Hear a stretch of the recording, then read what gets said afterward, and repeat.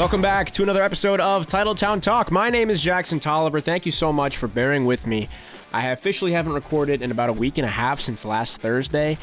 This past week was just super busy for me. I graduated college on Sunday from Emerson College. Thursday, I was, working, getting caught up, and kind of just like figuring out my life.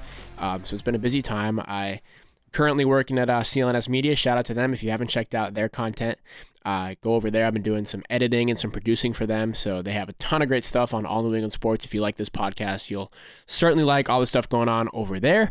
But yeah, I'm just trying to figure out, land on my feet here, figure out what the future holds. But certainly this podcast will be included in that future. So shout out to all you guys tuning in, all 10 of you.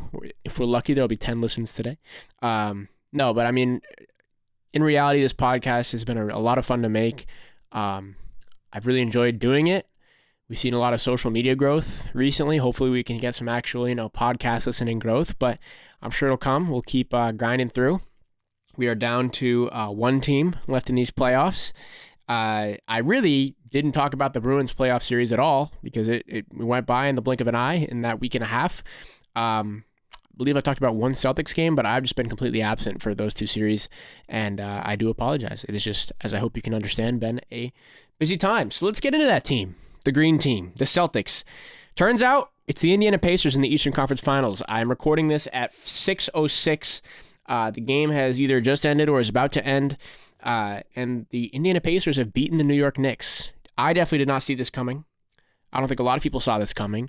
When I heard that OG Anunoby and Josh Hart were good to go today, I thought that the Knicks were going to run away with it at Madison Square Garden, where they haven't lost in this series yet. I thought this was going to be an easy one for them against the Pacers, and I was very wrong. The Pacers came out, were rolling from the beginning. Just a disaster day for the Knicks, which included the fractured hand of their superstar, Jalen Brunson. I believe that was in the third or fourth quarter. He wasn't able to return, and at that point, it was really too late for the Knicks. Insurmountable lead, but the Pacers really showed how dynamic their offense can be. Tyrese Halliburton showed up, and this Pacers offense isn't something to be messed with. So, am I concerned for the Celtics? I'm concerned that they'll get complacent and maybe drop a couple games. Am I concerned that the Pacers have any actual chance of winning this series? No, I don't think so. The Knicks, if they had gotten OG back and Josh Hart was healthy, and if they, if it was a fully healthy, like fully healthy Knicks team with Julius Randle and Mitchell Robinson and Bojan Bogdanovic, I'd be a little nervous. I am somewhat worried that the Celtics haven't had a significant challenge yet, which I know is such an annoying narrative that the national media has put out. And by the way, the national media narratives on the Celtics have been brutal. But for me, I would have been a little concerned about a fully healthy Knicks team, and I would have been not concerned about losing to the Knicks with the state that they're in right now, but I think they easily could have gotten 2 games, made it interesting for us. The Pacers, I think the Celtics can handle in 5 games. They could take us to 6. I mean, the Pacers have beaten the Celtics twice this season. They're like the only team in the East who's done that besides Milwaukee, I think. Regardless. So, they've shown that they can do it. They're a gritty team. They're really good at home. Aaron Nesmith loves to show out against the Celtics. There will be a lot of Boston fans there, of course. But, the Gainbridge Fieldhouse, it's going to be rocking.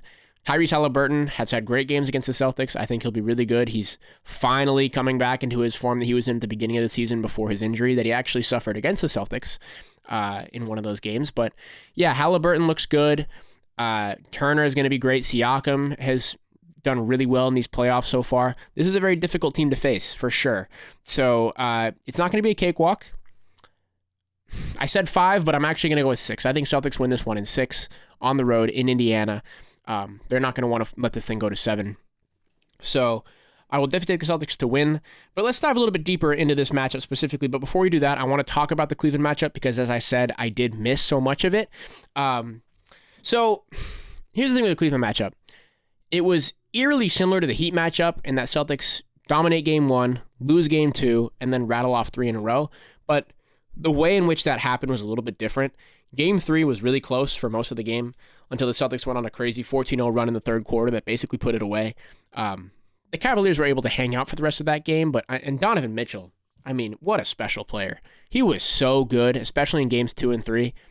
The Celtics just couldn't do anything about him. And he is so underrated, I think, because of the way that Cleveland has performed in the playoffs the last 2 years. But he is an elite level player. And I said this, I posted a video from last episode where I was like, oh, Donovan Mitchell is a superstar-esque player, and I think the Cavs could give the Celtics real trouble here. And everybody thought I was a Cleveland fan. I ended up deleting it because I was like, I don't want these people to think I'm some Cleveland fan. It was just a poorly edited clip on my part. But I will die on the hill that if the Cavs were fully healthy, if they had Jared Allen in throughout that whole series, and if Donovan Mitchell was able to play the whole series, I think it's a much closer series. Especially, considering the fact that the Celtics didn't have Porzingis. If it was fully healthy, both lineups, it might be a similar result. I think Porzingis matches up really well against this Cavaliers team because he forces Jared Allen to come out of the paint, which is where he does some of his best work in terms of his shot blocking ability. But yeah, this was even though it wasn't a close series at the end, 4-1 is not necessarily a close series, there were some really fun games, and especially after Mitchell went down, credit to the Cavs for sticking in those last 2 games, especially Game 4. That was a thriller. In Cleveland, went down to the wire there. Jason Tatum really stepped up, and this was huge to see. The Celtics needed Jason Tatum to play the way that he did in those last couple games of that series because there was a lot of concern. He was miserable in Game 2. And some other people were as well. But Jason Tatum played really well throughout this series. I believe he got 30-plus in each of those last 3 games. Jaylen Brown, terrific. His efficiency has been off the charts. This is the best playoff performance. Really, this is just the best basketball he's ever played in his career by far. Those two are clicking. Derek White had a couple cold games, but bounced back for a really solid Game 5. Al Horford in Game 5. Wow. Turning back the clock. I mean, these are some otherworldly stats from him. 22 points, 15 rebounds, 5 assists, 3 blocks, and a steal. Shooting almost 50% from the three-point line. They were leaving him open, and he was cashing, which the Celtics desperately needed. Kristaps Porzingis, it's reported that he's going to be out for these first 2 games of the Eastern Conference Finals, most likely. So Al Horford stepping up in this way is just a huge, huge boost for the Celtics. Now, let's move on and talk about this upcoming series against the Pacers. Like I said, I think it could be difficult. I think this could be a 6-game series, maybe a 7-game series. This is the first fully healthy team that the Celtics have had to play, and being without Kristaps Porzingis for at least 2 games is relatively concerning for me. But with all that being said, I think the Celtics are obviously the better team, position by position. Besides point guard, they are the fully better team. Tyrese Haliburton is obviously better than Drew Holiday at this point in their careers. But on the flip side, I think Drew Holiday and Derek White are really good defensive matchups for Tyrese Haliburton. I think they can do really well against him. I'm the most concerned about freakish games from Aaron Nesmith because that's happened so many times against the Celtics. Nembhard's also having a great playoffs. Siakam is Siakam, and Miles Turner. That's the starting 5, and that's really good from top to bottom. From the Pacers. So, like I said, Porzingis is going to be a huge asset if he does come back because he's going to force Miles Turner out of the paint. Horford can also do that as well. I don't know what the defensive matchups are going to look like, who's going to be guarding who. Maybe Horford's on Siakam, and then they put Tatum on Turner. Probably not, though. I would assume that Horford will stay on Turner, and Tatum will do most of the guarding on Siakam. Maybe they'll throw Holiday on him. I don't know. Missoula has some really weird defensive arrangements sometimes, but they work out. The Celtics have a great defense. But yeah, like I said, I mean, I think this Pacers team, especially without Jalen Brunson, is going to be a tougher matchup now than the Knicks were. But the Knicks, you obviously have the crowd factor, the big market factor that plays a role there. But Gainbridge Fieldhouse, don't sleep on it. Gainbridge Fieldhouse is going to be rocking. It's going to be rocking in there. The fans there are great. So yeah, it should be a great series. I'm really looking forward to it. Tyrese Haliburton, it's going to be his series, and at the end of the day, it's you have to look at it's Tatum versus Haliburton, right? It's the Celtics versus the Pacers, but it's going to be Tatum versus Haliburton. Could Haliburton be the guy to knock off the Celtics squad? If the Pacers beat this Celtics team, Haliburton is going to ascend in player rankings, in NBA, in in NBA Twitter lore, he is going to absolutely ascend himself into a top 15, top 10 player conversation, probably top 10 player conversation, depending on how he plays. But again, I just don't see it. I think the Celtics are by far the superior team, top to bottom. If they get Porzingis back, that changes the dynamic even more. And you want to get Porzingis back because the Celtics might need him for the finals. But if Al Horford keeps playing like this, who knows? And that's the other thing. I'm really glad the Celtics got that 6 days rest. They haven't played since Wednesday, and they're going to play their opening game on Tuesday night, because that's very helpful for the two big men. Al Horford gets to rest. He was definitely showing some signs of fatigue, of exhaustion during that series. But, you couldn't see it in Game 5. But for the rest of the series, you could, obviously facing an extended workload. And during that time, I'm also thinking to myself, why isn't Mazzulla playing Tillman? Why isn't Tillman getting a look here? Horford's obviously played great in this last game, and he's had, solid minutes throughout the rest of the series and the rest of the playoffs. But Tillman's such a great defender, and Luke Cornett was frankly getting exposed in some of these games. I like Cornett. When he's good, he's good. It really just depends on who else is on the floor, what the offensive strategies are, what the defensive strategies are for both teams. He is a system player. He's the definition of a system player. He plays a role, and he plays it really well. But sometimes if the offensive team, or the opposing team rather, can exploit that matchup, which the Cavs were doing quite frequently, and to be fair, they were also doing it to Al Horford, it causes you problems. So I would have loved to see Tillman get in the game at some points. If Porzingis still isn't playing for these first two games, which is reported that he is not expected to, I would love to see Tillman get some run. I think he could play some really solid defense against guys like Siakam. If he has to switch on to smaller guys, that's what makes Tillman so good, is that he's versatile on defense. I know that you don't get the, offensive production that you get from Horford, and that's why you want Horford out there. He stretches the floor better. He's a veteran. He knows what he's doing. But I think that, Tillman should be getting a serious look here. I thought he should have been getting looks in the last series as well.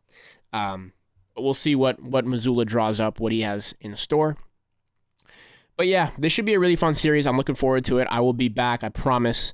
Thursday and Sunday, breaking it down as it goes on. This Thursday, I'll record before Game 2, so we'll see how Game 1 goes. It should be a win for the Celtics. I think the Pacers are going to be the fresher team because they're playing. They just played. And, this Pacers team, they believe in themselves. They really do. They knocked off the 3rd seed and the 2nd seed, and now they're looking to knock off the 1 seed. And you never know. You never know in this league what can happen. It's the most healthy team the Celtics have played. They're just missing Benedict Mathurin, who I believe is done for the season. I actually didn't even think about that. I forget what his exact injury is. I don't think there's any chance that he comes back. But this should be a fun series, and I am very much looking forward to it. What I'm not looking forward to is the rest of the NHL playoffs, because the Boston Bruins have been eliminated in 6 games by the Florida Panthers. Put up a good fight. Game 1 was fantastic, and then they rattled off 3 losses in a row. Game 5 showed some good fight, 2-1 victory, great defensive performance. Swayman, of course, was great that game, as he was all series long and all playoffs long. He was the MVP for the Bruins. He was probably the best goalkeeper in the entire NHL playoffs.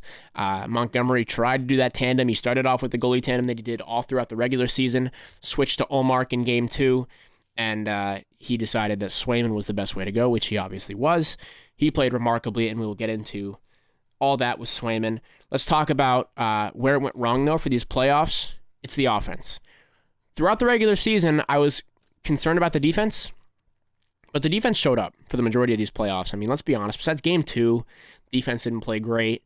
The defense was pretty solid. I thought McAvoy had a pretty good series. Your guys like Wotherspoon, some of those other defenders that you have also did well.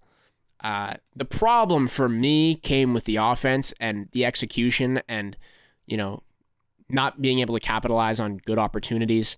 I said this all throughout the regular season and all leading up to the playoffs, that this is only going to be a successful team if the stars step up. Pasternak had to step up, and he stepped up in Game 7 with that overtime goal, which was remarkable. And, the fact that the Bruins were able to pull that series out is a good result, and I would say makes this season not a failure.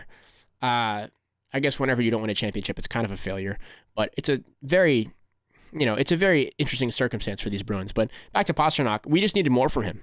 Frankly, I mean, what he scored, 1-2 goals throughout this whole series. We needed more from Pasternak. He's supposed to be the guy. and he just wasn't. And Marchand as well. Didn't get enough from Marchie. I think his age is really starting to show. He obviously missed those 2 games. Was it 4 and 5? Or was it just 5? I don't remember. But, missing Marchand, I couldn't even tell he was gone, to be honest. I just don't think that he performed up to a level in these playoffs that we expected from him. I think his age is starting to show. He's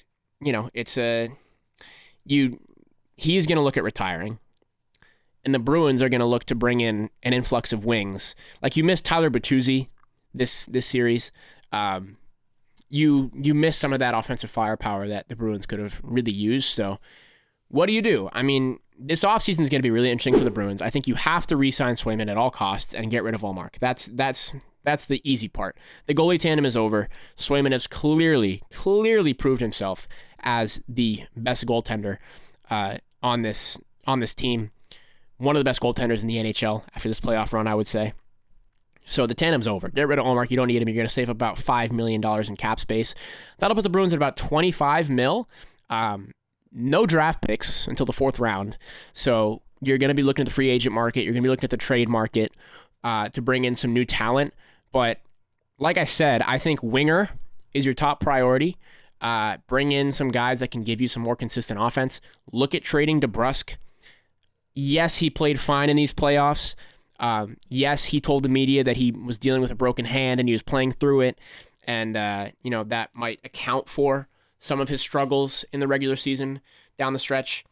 I still think he's a good player. I just think it's time to move on. I really do. I think you build here around McAvoy and Pasta and move on from DeBrusk while his value is still high and he's up for a contract extension. I would move on from him rather than giving him, whatever he ends up wanting, $5 million, $6 million. I would move on from him entirely. But again, you never know. I mean, I also would be fine if he stayed. I could see them going either way with this one. I think you should just move on and, freshen things up because this offense is not going to cut it. The Bruins aren't going to win a Stanley Cup with offense the way that this offense played in these Stanley Cup playoffs. So you need to give Pastrnak more of a consistent scorer, a better winger, and you could also beef up the centerman position because Coyle struggled at times, Zacha struggled at times. The hole that Bergeron left was never really, filled. It wasn't. So there's a lot to fix here with this Bruins team. But again, it's like this wasn't they weren't expected to do this well this year. You're missing out on Bergeron and Krejci, who are gone now. You lost some key guys out of your rotation. Didn't add that much at the end of the day in last offseason. You made some small additions with Andrew Peeke and Pat Maroon, but those aren't guys that change the series at all. So, all things considered, I think this was a good season for the Bruins. They won a playoff series, which is more than they did last year when they had that historically great regular season. This year was better than last year because playoff success is all that matters. Who cares about the regular season? They were able to win a series in Game 7, beat their demons from last year somewhat. Beating their demons really had been to beat the Florida Panthers this year, but they didn't choke a 3-1 lead again. They came extra close. They came very close to blowing another 3-1 lead in the first round. They would have been the first organization to ever do that 2 years in a row across the NHL, NBA, and MLB. They avoided that. They showed some resiliency, and the young guys are getting better. That's really what matters here. This is a pivotal offseason, though, right? This is a pivotal offseason for Don Sweeney and for the Bruins front office to figure this out because this wasn't enough. It frankly wasn't enough, and the Panthers looked like the better team throughout most of the series, besides Game 1, really. I thought the Bruins really, frankly, stole Game 5. And yes, there were some controversial calls that could have went differently. Game 4, that was goalie interference. You all know what I'm talking about, where I forget who it was just pushed into Swayman, and the Panthers won that game 3-2. A lot of these games could have gone differently. They were decided by 1 goal, but the better team won. Let's be honest. Credit to the Panthers. They were the better team. They're going to get dog-walked by the Rangers, in my opinion, in the Eastern Conference Finals. But yeah, there's just not much you can say. The Panthers deserved it, and the Panthers got it. And we'll see what happens now with the Bruins. I hope that it is a very, very good offseason where like I said, priority number one, re-sign Swayman. He was great. Besides, letting in that last goal was tough. Rebound, letting it in on the short side. That's a tough way to go out. Leaves kind of a sour taste in your mouth, but you cannot feel bad for Swayman or feel bad about the performance that he gave. He left it all out there on the ice for the Bruins, and he was a star. He was a star. There's no ifs, ands, or buts about it. So good on him. Extend him. Trade Ullmark. End the goalie tandem. Trade DeBrusk. Bring in some talent with all that cap space, and you should be ready to roll next year. It's a good time to be a Bruins fan. I will say it. Even though there haven't been any cups since 2011, they're going to be contenders next year. I really do believe it.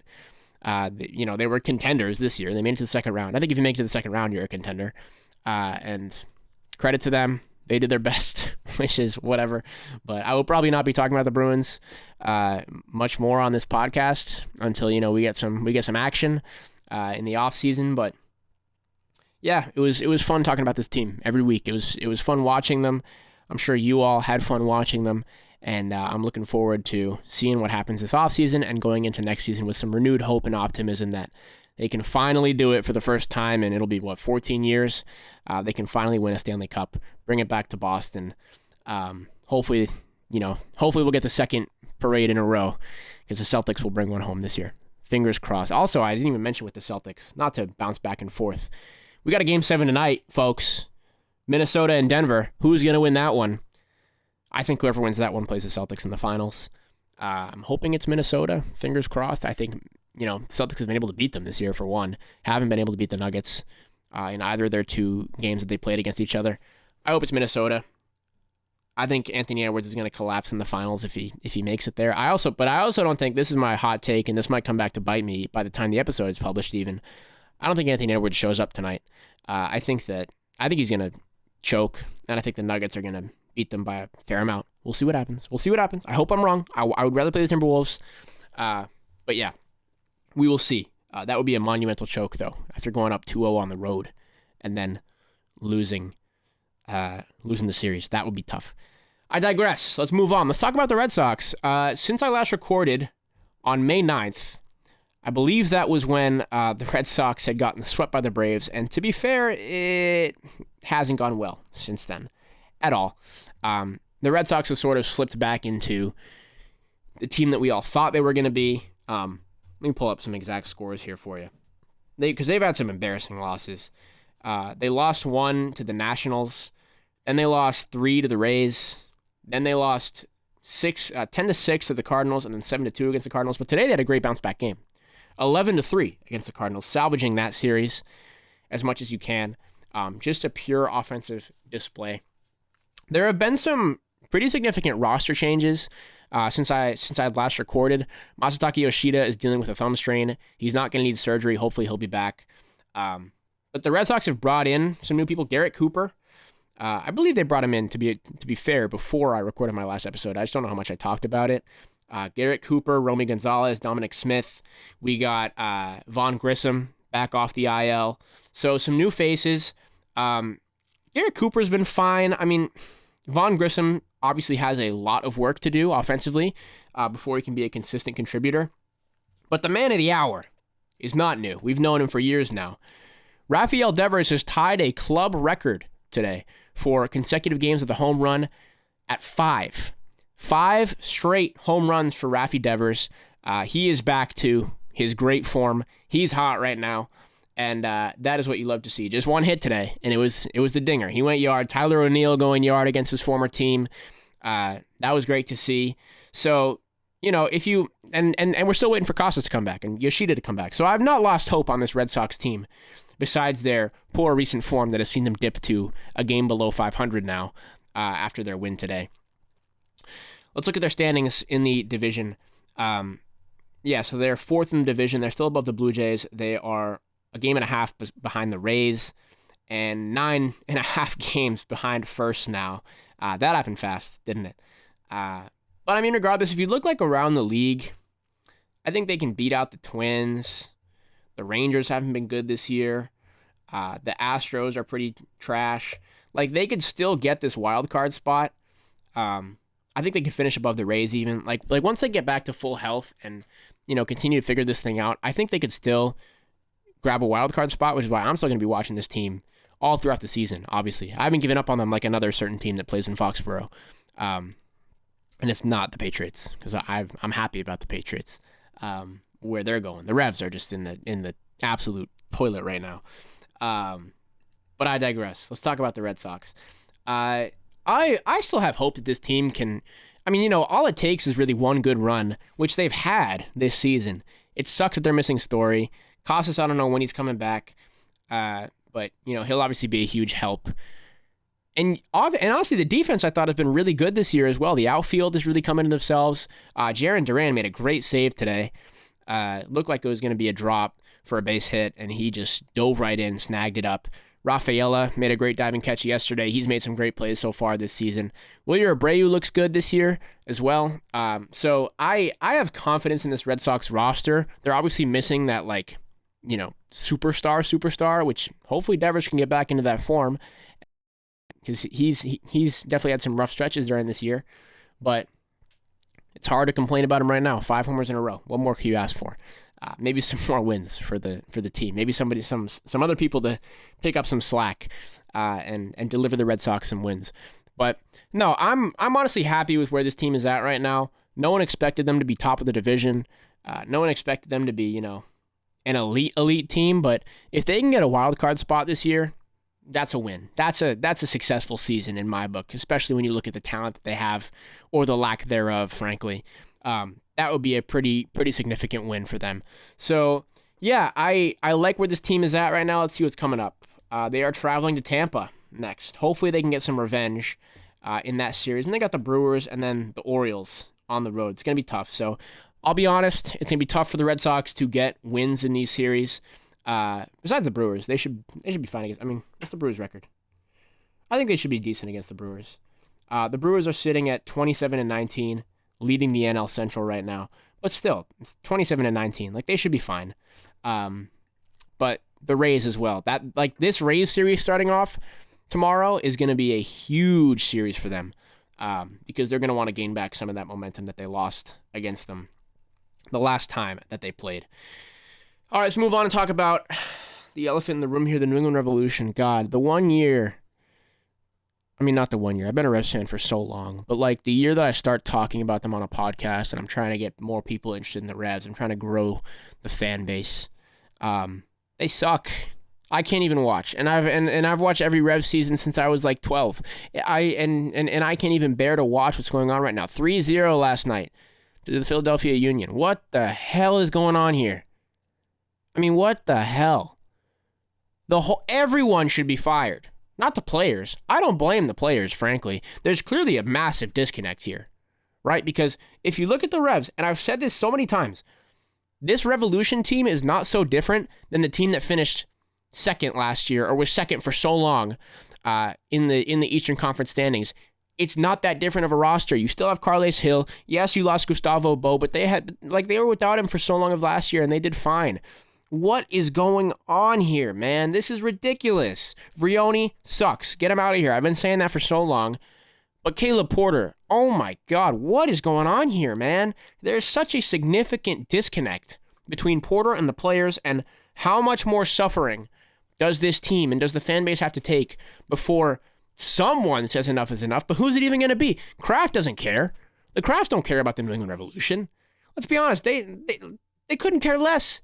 Bilello, the president, I don't even know what he's been up to, because I haven't seen anything positive come from this team recently at all whatsoever. Kurt Anolfo, out, should be out. But the biggest culprit here, besides Richie Williams, who ruined this team in the first place by snitching on Bruce Arena. I mean, we don't know that much about that situation, but that was pretty gross from him to snitch on him and then take his job, and then the team just blew up. Didn't like that too much. I mean, depending on what he said. Maybe he said something terrible. We don't really know how that situation unfolded. But Caleb Porter, oh my God, this is just insufferable to watch. It's insufferable. The roster decisions, bad. Dave Romney, who was the Revolution's best defender, one of the best defenders in the MLS last year, I'll say. Cut and dry. He was the best player for the Revolution last year besides Carles Hill. Cannot start. Cannot find consistent minutes. Why? It makes no sense. Barrero's back now. You're running out of the injuries excuse. Yes, you're missing DeJuan Jones and you're missing Brandon Bye and whatever. Barrero's back. You don't have that many injuries in comparison to what they've had to deal with points last year, what other teams have to deal with. There's no excuses for this anymore. There's no excuses. You should be winning games. You have the roster to win games. You have Carles Hill, one of the best players in the MLS, who should be winning games for you. And no one's helping him out. No, this team just looks like a JV high school team. It looks so bad. They're outmatched in every single game. I don't feel confident about them winning any game whenever they go in. They're completely outmatched. It's insane. I never thought a year ago today where this team was rolling and they look so good. And, you know, people are talking about maybe the MLS Cup for them. How did they get here in just a year? Where they're the worst team in the MLS by far. They are the worst team. They're the Detroit Pistons of the MLS. How did it come to this? It's unacceptable. It's unacceptable. And something needs to change because, I'm sorry, but like the way that the New England Revolution grows their brand and grows their team and the way that the people in charge, Robert Kraft and whoever else, make money is for them to be good. Because it's not like the Celtics or the Patriots or the Bruins where fans will still come. People will stop coming if you're not good. That's how it works in the MLS. That's how this works. The Revolution and the MLS, they don't have enough pieces, enough hype to invite fans to come back, to keep people buying tickets, to keep people spending money on MLS season pass, which I'm appalled that I even did that because I don't want to watch this team anymore. It's that bad. But the way you grow your team and the way you grow your revenue is by being good. And they suck. They're terrible. I have no interest in going to a Revolution game. I want to go to Red Sox games because at least they can sometimes win games. They're at least 500. They're at least in like wild card contention. The Revolution are terrible. They can't even score goals. They can't produce. They can't defend properly. It is just an absolute and utter disaster. And everyone involved with how this team got to where it is right now should be ashamed of themselves. Carles Hill deserves better. A lot of these young players deserve better. A lot of these players that did so well last year and have been moved to the bench deserve better. It's disgusting. Thank goodness we had the Celtics, right? Thank goodness Boston has the Celtics right now. Oh my goodness, please don't blow this and just win a title. It'll make everything else feel so irrelevant. Nothing much to report on the Patriots front of things. It's going to be a quiet time for them, to be honest. I'll probably start talking about them again when, like, you know, the OTAs and all that stuff gets ramped up, or if there's any news on that front. David Andrews signed an extension. That's good. Shout out to David Andrews. You know, like I said, this whole offseason, they're keeping the players that made them any type of decent whatsoever. And Andrews is one of those guys. So glad to see that move. Sorry about getting pissed off about the Revs. This is ridiculous. There's no need for this to continue any longer. My name is Jackson Tolliver. As always, thank you so much for tuning in to Titletown Talk. Let's go Celtics. I'm not gonna say I don't say let's go Bruins anymore. They let us all down. Let's go Celtics. Win this series against Indiana. Do it in 5. Do it in 4 even. Just sweep them. Just get out of the way. Get some rest before the finals. That would be nice. I don't think it's gonna happen. I will say that. But fingers crossed. Let's get a good dub on Tuesday. Start off this Eastern Conference Finals strong. Don't let it happen like it did in Miami, where you carve out a huge deficit before you start playing. Start off strong. Give these guys what they deserve. Just send them down. Just dig their grave for them. Game 1. Start it off. Like I said, my name is Jackson Tolliver. I will see you on Thursday.